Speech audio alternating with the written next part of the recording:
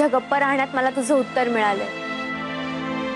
तू चंदनाताईशी लग्न करतोयस हे तिच्यावर खूप प्रेम वगैरे आहे म्हणून नाही, पण तुला तिच्याबद्दल सहानुभूती वाटते ना म्हणून।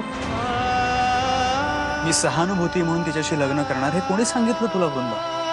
वृंदा, ऍक्सिडेंट मध्ये चंदनाचा पाय गेलाय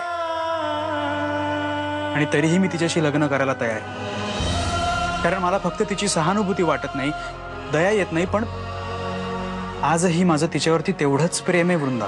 पण हे प्रेम जन्मभर असंच राहील ह्याची काय खात्री?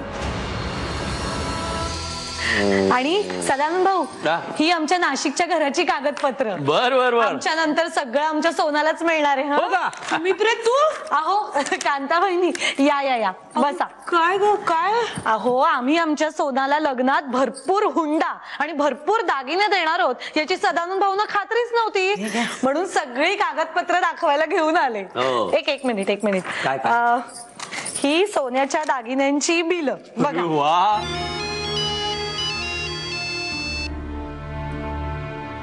हा वृंदा, कशी आहे तब्येत ताईची? का तू हॉस्पिटलला येत नाहीयेस? नाही जमणार मला। म्हणजे तू उद्या लग्न मोडणार आहेस तर? वृंदा, काय बोलतेस तू? हे बघ, गुरुजींनी सांगितलंय की आमच्या दोघांच्या पत्रिकेमध्ये काहीतरी प्रॉब्लेम्स आहेत आणि लग्नापर्यंत आम्हाला भेटायची परवानगी नाहीये। Oh no, not again. अरे तुम्ही श्वास सुद्धा गुरुजींना विचारूनच घेता का? हे बघ वृंदा, मी जे काय करतोय ना ते चंदनाच्या भल्यासाठी करतोय। चंदनाताईचं भलं तू तिच्या फॅक्ट्स ऍक्सेप्ट करण्यात आहे। मला वाटतं तुझं तिच्यावर प्रेम वगैरे आता अजिबात नाहीये आणि लग्न करण्याचा तर इंटरेस्टच नाहीये तुझा। राधा, तुझी तशी हिंमतच नाही।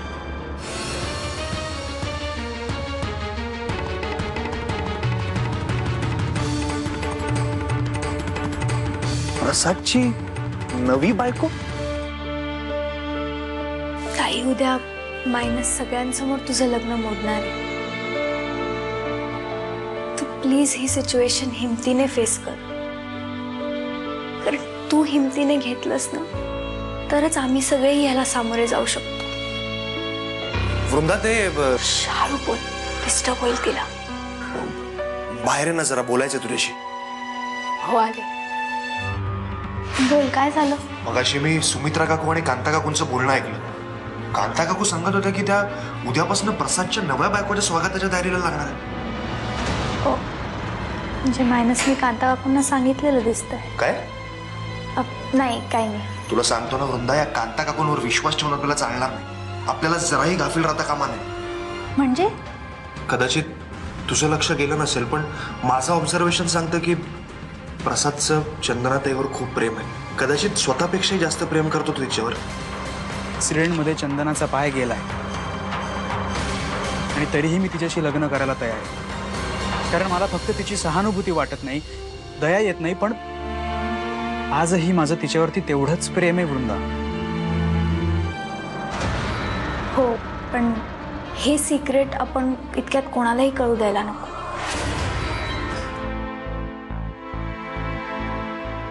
बाबा भेटले का डॉक्टर? कोण? डॉक्टर भेटले का बाबा? हा, डॉक्टर भेटले ना। मग काय म्हणाले? डॉक्टर म्हणाले की चंदनाची प्रकृती आता सुधारते आणि जर अशीच प्रगती राहिली तर मग 15 दिवसामध्ये डिस्चार्ज देता येईल। गुड। बरं ठीक आहे, आता तुम्ही घरी जाऊन जेवून घ्या, मी थांबते। फाईल द्या ना। हा, तू थांब इथे, मी जातो आता आणि मी सकाळी येतो आई बरोबर। तिचा ब्रेकफास्ट घेऊन यायला लागेल ना, आणि इथे थांबून अभ्यासच करा। करीन मी अभ्यास, तुम्ही काही काळजी करू नका आणि नीट सांभाळून जा हं घरी।